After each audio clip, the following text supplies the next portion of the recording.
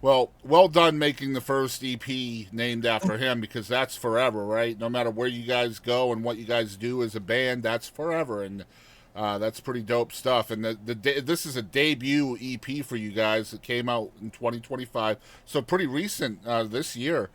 Yeah. Six songs, right? So take us into the studio as you're creating the record, so to speak. What was the experience like for y'all?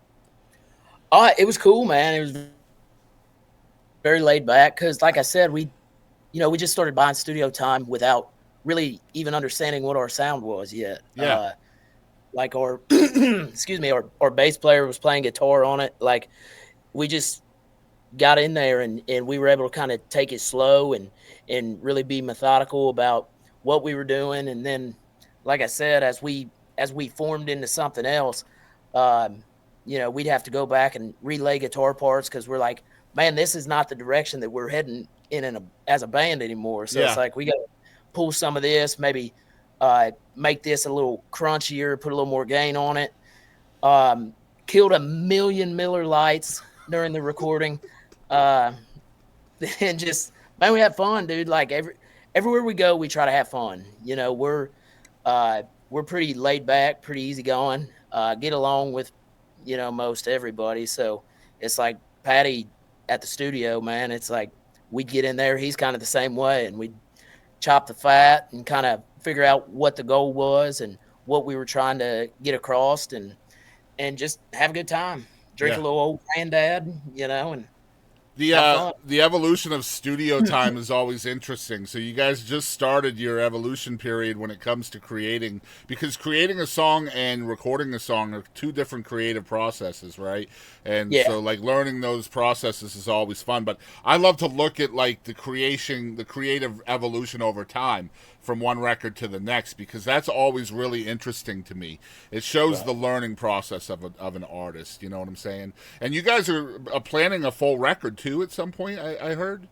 Yeah, we've actually we've been writing songs for that. We've brought a couple of them to the band. We've played a couple of them out just to kind of gauge Yeah, how they go over. But yeah, we are definitely planning on putting out a full length album, and uh, the writing process on that has been fun. Now that we really kind of understand where we are as a band at this point and what we're trying to write, like with a lot of these songs from this Etheridge record, these are songs that I was writing uh, down in Nashville. Some of these are I'm sitting on a ton of songs I wrote down there that just don't even fit what we're doing, yeah, because you're down there, you're writing to try to get cuts. yep, And like I remember very, very specifically sending songs to my buddy Frank. He got a bunch of big smash hits, and I would send him stuff and kind of bounce ideas off of him. And he would sometimes tell me like, "Man, I really like this song, but I just don't know who I could hear cutting it."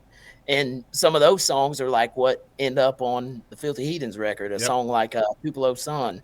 He's like, I don't know who I would hear cutting this, and then it's like, well, hell, maybe we cut that. So Yeah, and so you guys tour a lot. So like, yeah. are you writing between towns, or like how is that working? When are you finding the time to write?